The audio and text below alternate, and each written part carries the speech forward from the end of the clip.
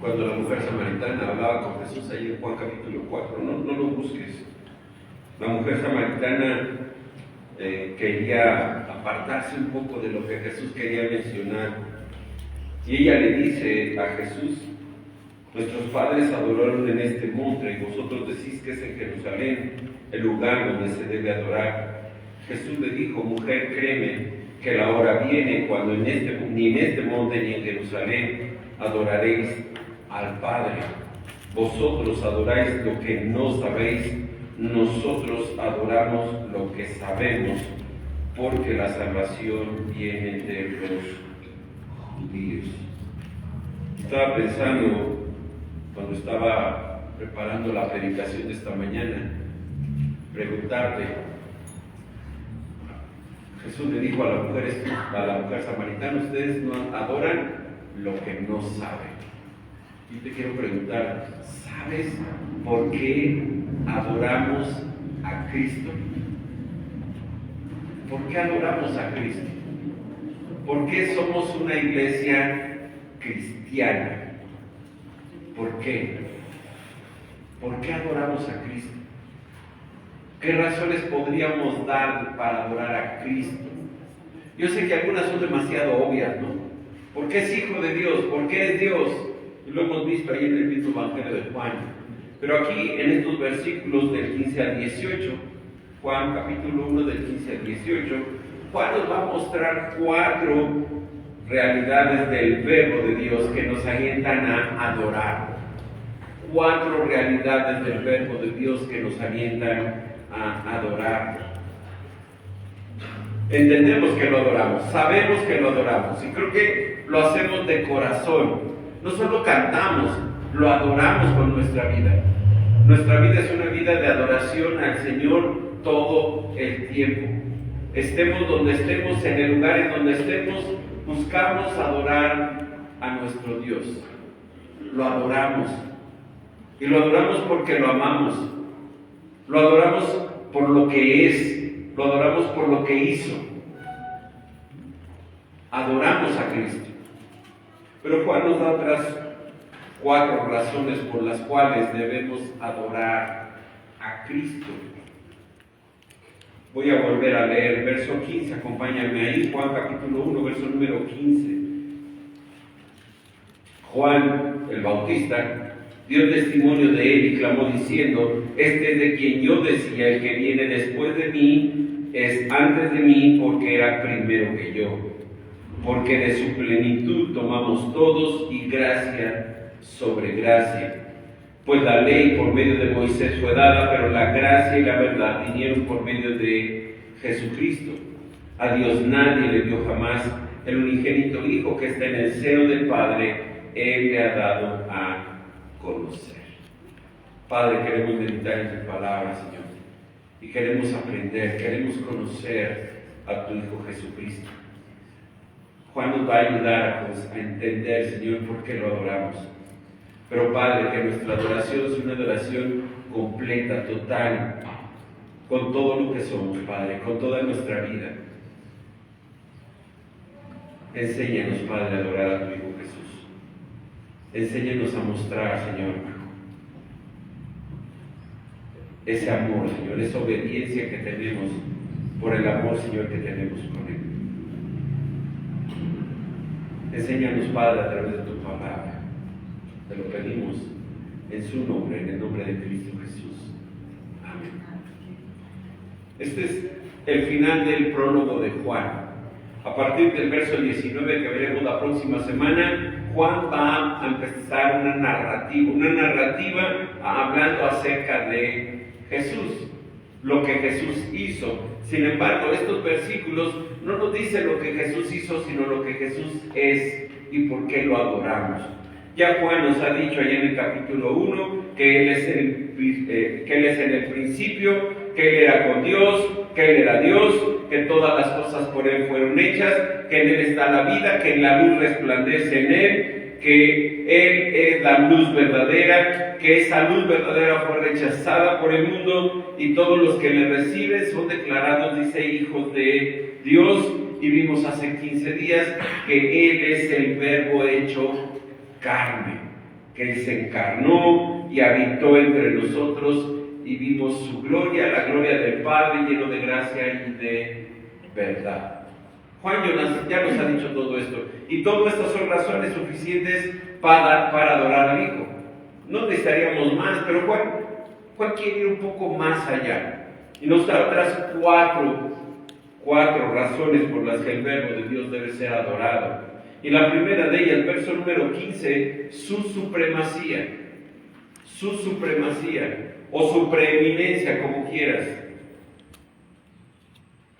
Aquí tengo que explicar, porque empieza hablando de Juan. Juan dio testimonio. ¿Cuál Juan? Bueno, tenemos a Juan el apóstol y Juan el bautista. ¿Cuál de los dos es? Bueno, creemos que es Juan el bautista. ¿Por qué? Bueno, porque vean el verso 19, dice, este es el testimonio de Juan cuando los judíos enviaron de Jerusalén sacerdotes. Entonces creemos que es Juan el bautista quien da testimonio de Él. Él es un testigo de Cristo. Juan el Bautista testificó de forma continua acerca de Jesús. La forma del verbo que tiene esta frase, dio testimonio y clamó, habla de una expresión que significa lo dio en el pasado, pero lo sigue dando en el presente. Juan sigue siendo un testigo fiel de que Cristo es el Verbo, el Hijo de Dios. Juan dio testimonio de Él y clamó. Este clamó es a gritar, lo ha hecho en voz en cuello. No lo dijo en un susurro, sino lo dijo a las multitudes, a todos los que vinieron a Él al Jordán. Él lo gritó, Él es el Cordero, Él es el Hijo de Dios. Eso le dijo él, Juan, ese fue su testimonio. Ese es su testimonio. Pero en este versículo, Juan el apóstol nos menciona un detalle muy importante. Juan el Bautista reconoce que Cristo es preeminente.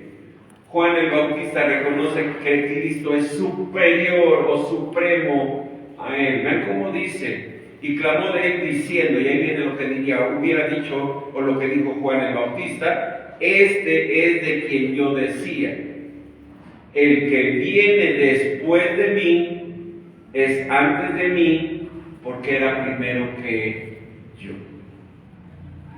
Esto es oficialmente lo que diría Juan, o lo que dijo Juan. El que viene después de mí es antes de mí, porque su rango es mayor, porque su dignidad es mayor, incluso porque Él nació, o Él es antes que yo, dice Juan el Bautista. Él es antes de mí, Él es antes de mí. Y tenemos que recordar la historia. Allá Lucas nos menciona que lo primero que sucede es el anuncio del nacimiento de Juan, y Elizabeth, su madre, queda encinta 6 meses antes de que María quedara encinta del Señor Jesús. Hay una relación de parentesco entre Elizabeth y María, no sabemos cuál. Algunos dicen que eran hermanas, no sé, o primas, tampoco sé. Lo único que sé es que dice que eran parientes. Y entre un embarazo y el otro había 6 meses de diferencia. Eso significa que Juan el Bautista nació 6 meses antes que el nacimiento del Señor Jesús. Del nacimiento de Juan no tenemos nada, no sabemos cuándo fue ni cómo fue, pero nació. Y 6 meses después vino el nacimiento de Cristo.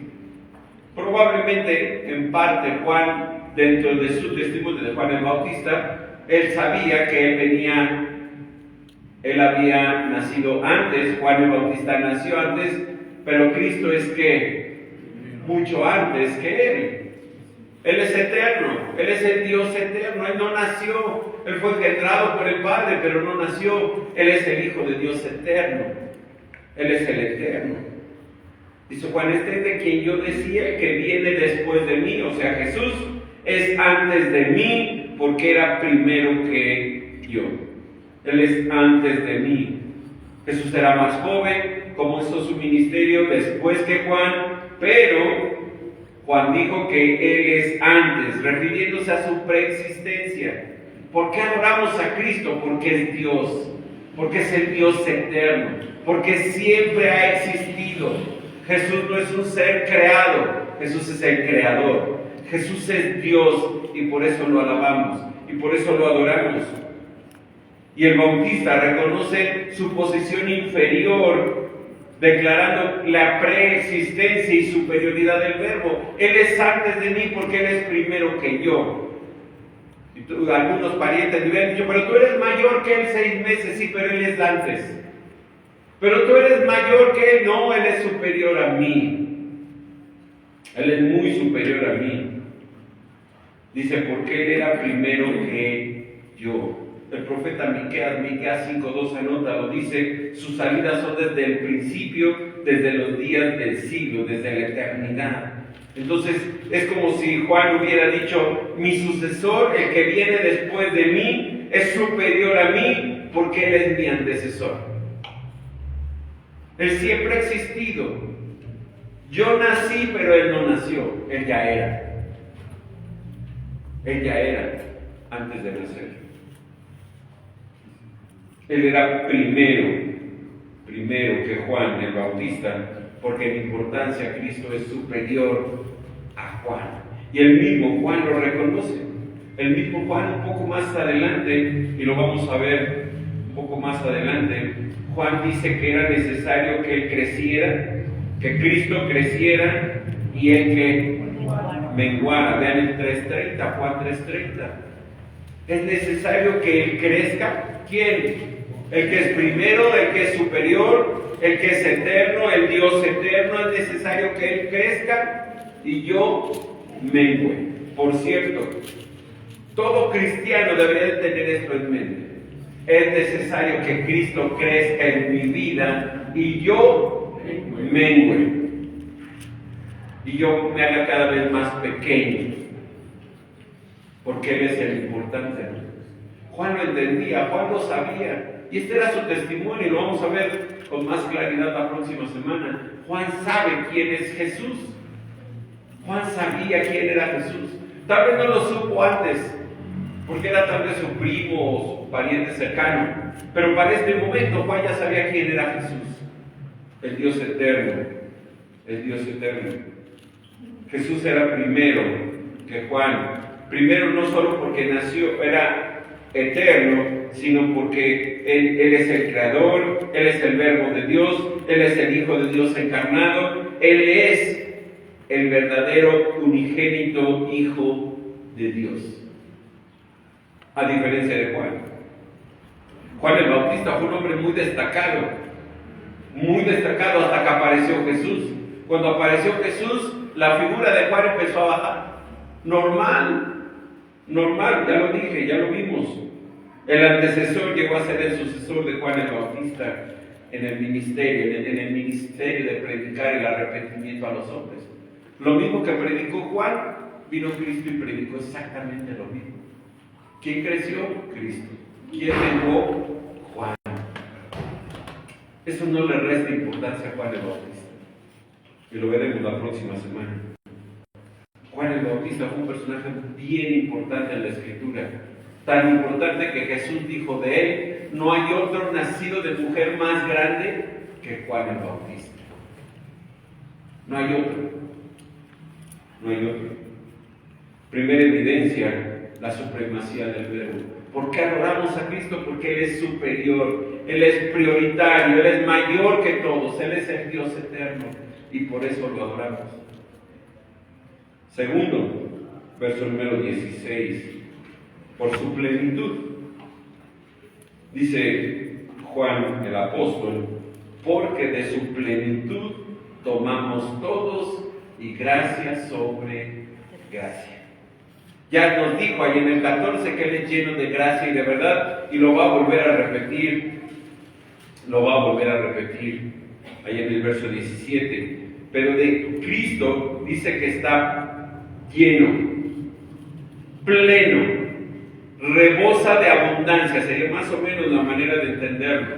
La palabra es un término teológico, la palabra plenitud, porque cuando se usa en la Biblia se utiliza para hablar acerca de la totalidad de los atributos y de los poderes de Dios. Todos los poderes, todos los atributos de Dios son en plenitud, son completamente llenos y abundantes. No les falta. Dios no tiene amor y le falta un poquito de más de amor. Tiene todo el amor necesario. Dios es lleno de misericordia, no necesita más misericordia. Dios es el Todopoderoso, no necesita más poder, ya lo tiene todo. No va aumentando ninguno de sus perfecciones, ya las tiene en completo. Él es pleno, pleno, pleno. Es como dice Juan. Esta plenitud la menciona Pablo hablando de la iglesia y hablando de Cristo. Y quiero que me acompañes estos dos versículos en Efesios. Efesios 1:23. Efesios 1:23.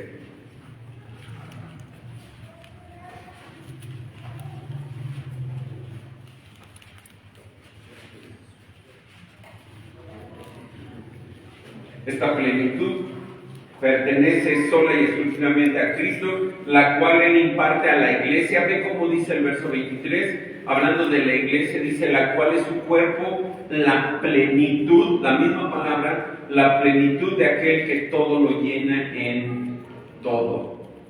La iglesia es plena, es completa, es abunda lo que necesita, no necesita más. Sería más o menos la explicación. Y por el Espíritu Santo, ve Efesios 3:19, un poquito más adelante. Efesios 3:19.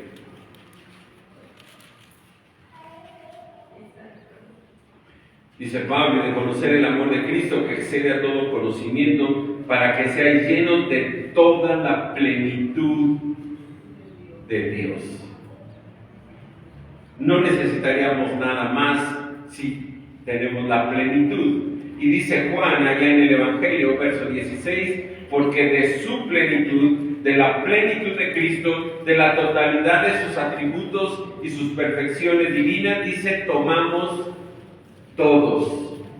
Todos obtenemos, todos salimos beneficiados de la plenitud de Cristo. Todos tomamos, dice Juan. Él se incluye incluso en esta frase, de su plenitud tomamos todos participamos de esa plenitud en el momento de recibir a Cristo como Señor y Salvador personal. Somos llenos de su Espíritu Santo y tenemos todo lo necesario para la vida y para la piedad. Por eso lo adoramos a Cristo, porque no necesitamos más. Si tú llegas y le dices: Señor, dame más amor, Él te va a decir: ya te di todo mi amor. Señor, dame más paciencia, ya te di todo lo necesario para que seas paciente. Señor, dame más valor para predicar tu evangelio, te voy a decir: te di a mi Espíritu Santo, no necesitas más valor, ya lo tienes todo. No necesitamos más. Desde que recibimos al Espíritu Santo, desde el momento en que aceptamos a Cristo, tenemos la plenitud de Dios en nosotros. ¿Necesitaremos algo más? ¿Nos faltará algo? No, el problema es que no lo usamos. El problema es que no lo sabemos, y si lo sabemos, no lo usamos. Y en lugar de usarlo, lo guardamos, lo atesoramos y decimos: ay, qué bueno que me diste a tu Espíritu, Señor, lo voy a guardar. Cuando lo necesite, lo voy a buscar. No, esa no es la manera correcta. Esa no es la manera correcta. Y todavía agrega Juan: no solamente tomamos de su plenitud, sino también de su gracia, y dice: y gracia sobre gracia. No solo tomamos de su plenitud, sino incluye ahora su gracia.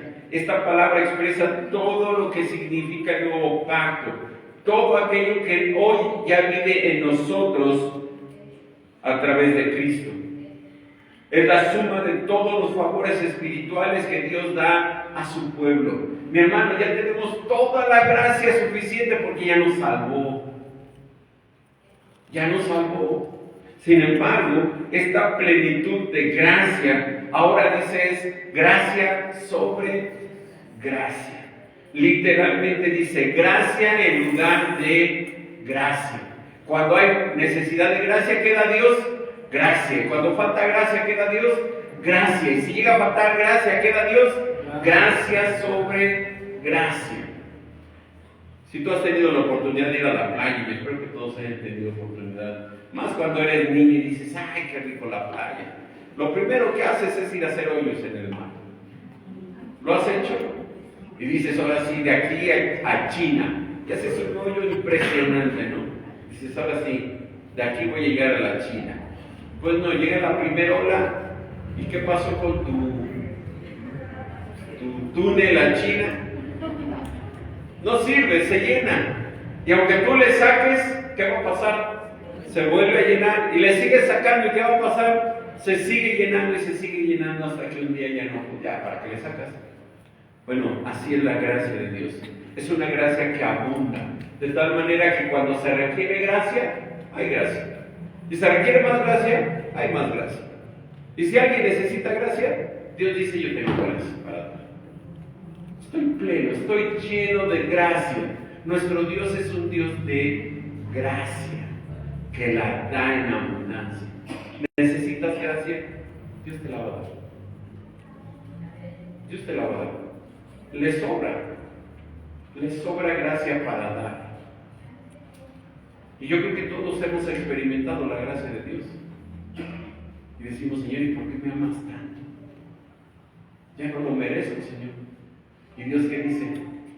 Sí, mereces un poco más de mi gracia. Pero te fallé, Señor. No importa. Mereces y necesitas de mi gracia. Y te vuelve a dar de su gracia. Y parecería que dices, es que Señor, estoy abusando de tu gracia. Y Dios, ¿qué te dice? Tengo para darte más gracia. Tengo más gracia para dar. Gracia sobre gracia. Es una medida de gracia, dice un comentarista, que no termina nunca. Dice este comentarista que esta medida de gracia se sobrepone a otra medida de gracia, como las olas que suben en la playa. La que sigue sobrepone a la anterior y avanza más, y siempre hay más gracia que dar. No le falta a Dios gracia. No le falta, nunca le faltará.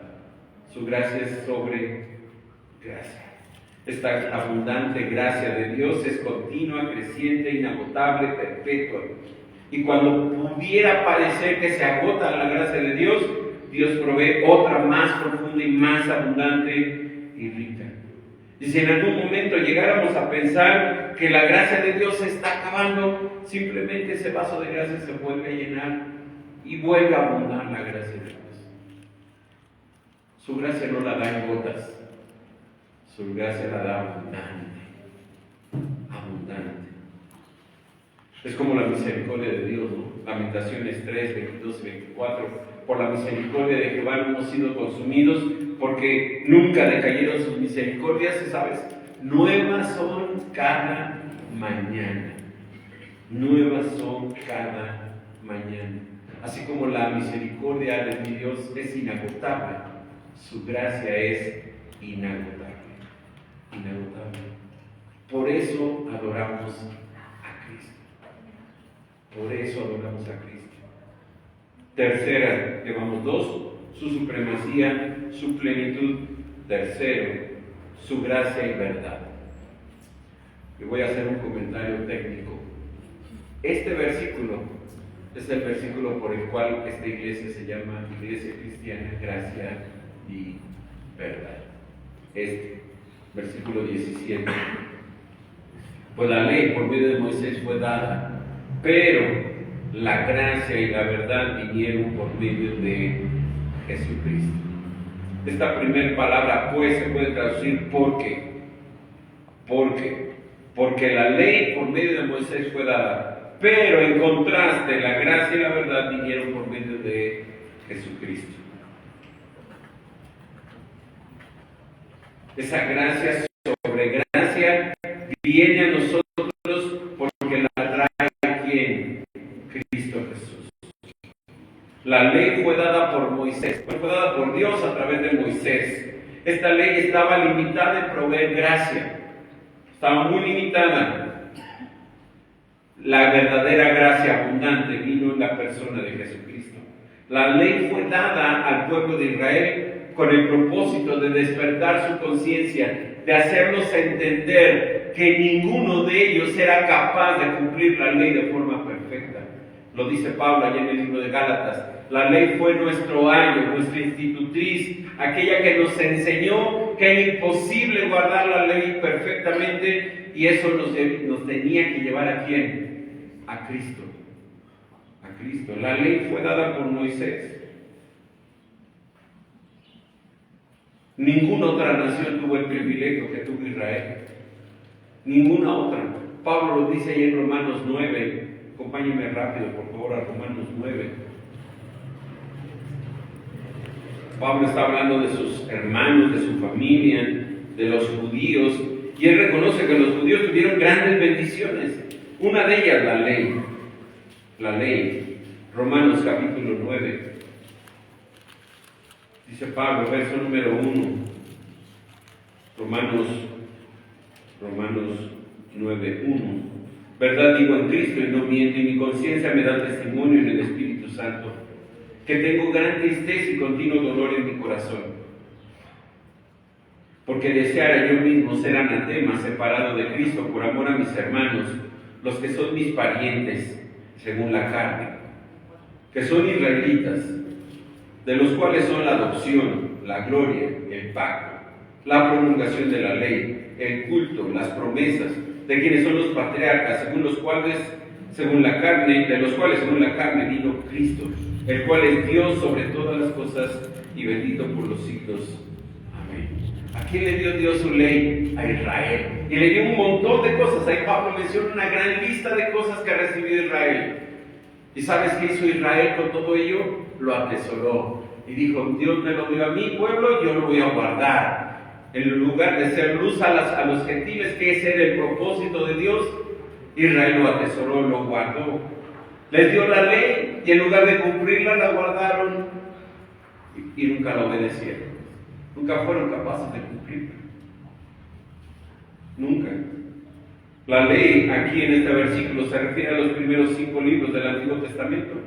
Estos libros eran tan importantes que los judíos le llamaban la Escritura. Esta era la palabra de Dios que Dios les había dado a ellos. Pero Juan, el apóstol, no tiene en mente solo el Pentateuco, sino todo el Antiguo Testamento, y lo contrasta entre el Antiguo y el Nuevo Testamento, entre el judaísmo y el cristianismo. Por un lado es Moisés y por el otro lado es Jesucristo. Por un lado es la ley y por el otro lado es la gracia. Por un lado la ley vino en tablas de piedra y por el otro la gracia y la verdad vinieron en la persona de Jesucristo. Moisés enfatizó la justicia de Dios y la ley de Dios, y Jesucristo vino para resaltar la misericordia, el amor y el perdón de Dios, sin olvidar su justicia. Sin olvidar su justicia. Dios mostró su voluntad en la ley que Dios le dio a su pueblo, pero ahora la voluntad de Dios viene mostrada en Jesucristo, viene revelada en Jesucristo. Dice la segunda parte del verso 17, Juan 1:17, pero la gracia y la verdad vinieron por medio de Jesucristo. La ley era importante, la ley era buena, santa, justa, dice Pablo, pero la ley no mostraba a Dios, la ley mostraba la pecaminosidad del hombre. En cambio vino Cristo, y aquí muestra a Cristo, al Padre, a Dios, a Dios. Y en la medida en que nosotros podemos conocer a Cristo, nuestro entendimiento de Dios crece. Nuestro problema es que no conocemos a Cristo. No conocemos a Cristo. Al decir que la gracia y la verdad llegaron o vinieron por medio de Jesucristo, el autor tiene en mente que este regalo de Dios en su Hijo Jesucristo, que es toda su vida, su nacimiento, su crucifixión, su resurrección, su exaltación y su segunda venida, todo eso es gracia y verdad. La gracia y la verdad vinieron por medio de Jesucristo. Vinieron por medio de Jesucristo. Es la primera vez que Juan menciona el nombre del Verbo. ¿No te habías dado cuenta, verdad? No había mencionado su nombre. Le llamó Verbo, le llamó Luz verdadera, pero no había mencionado su gracia. La gracia y la verdad vinieron por medio de Jesucristo. Jesucristo, el Verbo encarnado. Él recibe un nombre propio y él se llama Jesucristo. Juan une dos palabras, por un lado Jesús y por el otro lado Cristo. Jesús, Cristo. Jesús significa Salvador. Salvador. Normalmente Juan emplea solamente el nombre de Jesús 237 veces. Si no me crees, cuéntalas. 237 veces Juan le llama Jesús. Jesús. Mateo 150, 81 en Marcos, 89 en Lucas. Pero Juan emplea más veces Cristo que los otros evangelistas. Juan emplea 19 veces en este evangelio el nombre de Cristo. El nombre de Cristo. Jesús significa Salvador. Cristo significa ungido o Mesías. El Salvador, que es el Mesías. El Salvador del mundo, que es el ungido de Jehová. Aquel que Dios prometió a su pueblo que iba a venir a liberarlos. Él es Jesucristo. Él es Jesucristo. Y nosotros adoramos a Jesucristo, el Verbo encarnado de Dios. Lo adoramos por su supremacía, lo adoramos por su plenitud, lo adoramos por su gracia y su verdad, y lo adoramos porque Él revela al Padre. Ve el verso 18. A Dios nadie le dio jamás el unigénito Hijo que está en el seno del Padre, Él le ha dado a conocer. Nadie ha visto jamás a Dios. Nadie, dice Juan, 1 Juan 4:12, nadie ha visto jamás a Dios. En el Evangelio de Juan, Jesús le dice a la samaritana que Dios es espíritu, no tiene cuerpo, no tiene forma, no tiene imagen. Él es espíritu, Él es el Dios invisible, dice Pablo. Nadie puede ver a Dios, nadie. Ni nosotros, cuando estemos en la eternidad, vamos a poder ver a Dios.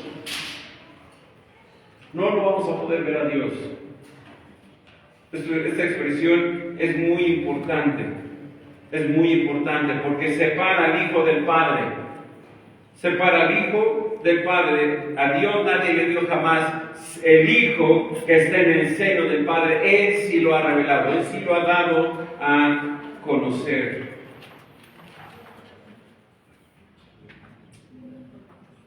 El Hijo es diferente al Padre, tiene una existencia distinta. Y aquí podríamos entrar con la Trinidad otra vez, ¿no? Como en el verso número 1. Si Dios el Padre es uno y Dios el Hijo es otro, entonces Dios Espíritu Santo es el tercero. Y ahí está la Trinidad. Pablo dice en 1 Timoteo 1:17, si estás anotando, 1 Timoteo 1:17, por lo tanto, al Rey de los siglos, inmortal, invisible, al único y sabio Dios, sea honor y gloria por los siglos de los siglos. Amén. Nadie puede ver a Dios. A Dios se le puede ver en una teofanía, si es que Dios quiere mostrarse. ¿Se acuerdan de Moisés? Moisés lo escondió Dios detrás de una peña y le dijo: no me vas a ver, no vas a ver mi rostro, porque si me ves vas a morir. Te voy a dejar ver algo. Y dice que vio su espalda. Eso no significa que Dios tenga espalda, ¿verdad? Significa que Dios te dejó de ver algo de Dios, algo de Él. Cuando dice que Dios nos tiene en sus manos, no significa que Dios tiene manos, sino significa que es un lugar donde Él nos guarda, nos protege. Todas esas son figuras de lenguaje. Dios es espíritu, Dios tiene cuerpo. Dios no tiene boca, aunque habla. Dios no tiene brazos, aunque nos protege. A Dios nadie le dio jamás. Nadie. Su esencia, su verdadera naturaleza, solo se da a conocer por medio de ¿quién? Del Hijo. El Hijo es quien le ha dado a conocer. Solo Él y solo Él, solo el Hijo lo puede hacer. Dice Pablo ahí en Colosenses 1:15 que Él es la imagen del Dios invisible, el primogénito de toda creación. Él sí puede ser visto, el Hijo sí puede ser visto, el Padre no, el Padre no. El unigénito Hijo, utiliza Juan esa expresión, el monogenes, el único, el especial, el único Hijo de esa naturaleza, solo Él lo ha dado a conocer. Nosotros somos hijos de Dios, ya lo dice, ya lo vimos, ¿no? Ahí en el verso 12, pero somos hijos distintos a ese Hijo unigénito. Nosotros somos hijos adoptivos de Dios. Él es el único Hijo unigénito de Dios. Unigénito de Dios, el monogenes de Dios. Él es único como Hijo. Él es el Dios incomparable. Él es el Hijo unigénito del Dios incomparable, por lo tanto Él es el Hijo incomparable de Dios. Ese Hijo que está en el seno del Padre está revelando, y esto revela la intimidad del Padre y el Hijo. No está separado, no está el Padre allá y el Hijo allá, no, están juntos, y esto habla de esa unidad, de esa intimidad. Es el Hijo quien da a conocer al Padre. La palabra que se usa ahí para conocer es una palabra de donde viene la palabra exégesis. Exégesis.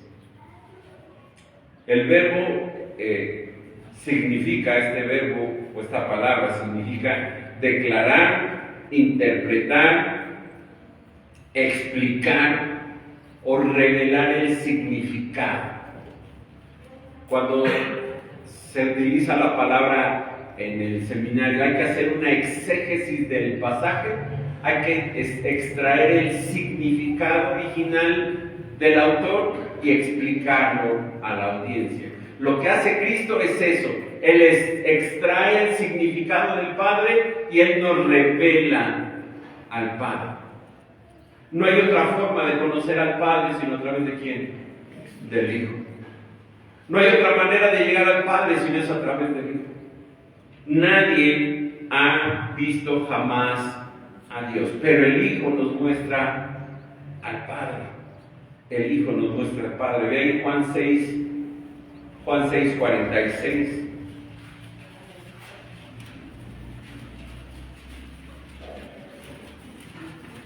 Prácticamente es exactamente la misma expresión. Juan 6:46. No es que alguno haya visto al Padre, sino aquel que vino de Dios, éste ha visto al Padre.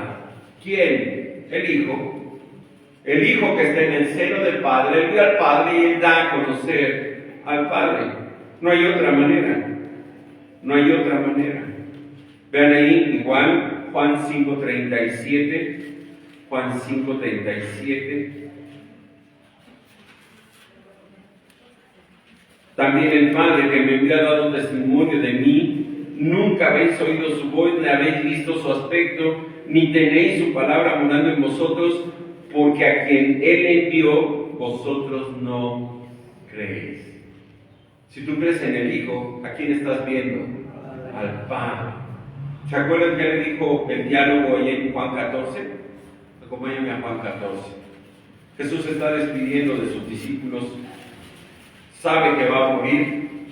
Faltan unas cuantas horas para ser arrestado. Juan 14. Jesús les dice el conocido verso número 6. Yo soy el camino, la verdad y la vida. Nadie viene al Padre si no es por mí. Y les dice, verso número 7. Si me conocieseis, también a mi Padre conoceríais. Y desde ahora le conocéis y le habéis visto. Y no se llama. ¿Pero por qué? Porque lo conocen a Él. Porque lo han visto a Él. Porque lo han visto a Él. Él es la imagen del Padre. A Él con Felipe entre los discípulos, ¿no? Vean que le pregunta a Felipe, verso 8. Felipe le dijo: Señor, muéstranos el Padre y nos basta. Y Jesús le dice: tanto tiempo hace que estoy con vosotros y no me has conocido, Felipe. El que me ha visto a mí, ¿qué? Ha visto al Padre. ¿Cómo pues dices tú, muéstranos el Padre? ¿No crees que yo soy en el Padre y el Padre en mí? Y yo creo que en ese momento Felipe dijo: sí, sí creo. Sí creo, no necesito más. No necesito más. El que ve al Hijo tiene al Padre. Cristo es la máxima revelación de Dios. Cristo revela al Padre, nos muestra al Padre, y por eso nosotros que lo adoramos. Nosotros lo adoramos. A Dios nadie le vio jamás. El unigénito Hijo, aquel que está en el seno del Padre, Él le ha dado a conocer. No necesitamos más para adorar a Dios. El Hijo es suficiente. Tenemos todas las razones necesarias para adorar.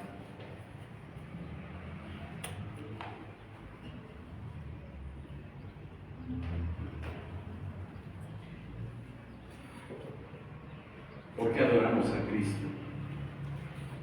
Bueno, porque Él es preeminente, porque Él es pleno, porque Él es lleno de gracia y verdad, y porque Él revela al Padre. Él revela al Padre. Mucha gente quisiera conocer a Dios.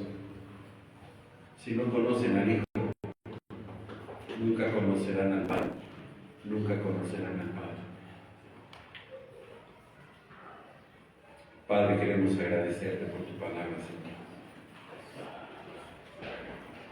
Darte las gracias, Señor, porque a través de ella podemos tener muchas evidencias de por qué nosotros adoramos a Cristo, de por qué somos una iglesia que adora a su Señor y Salvador.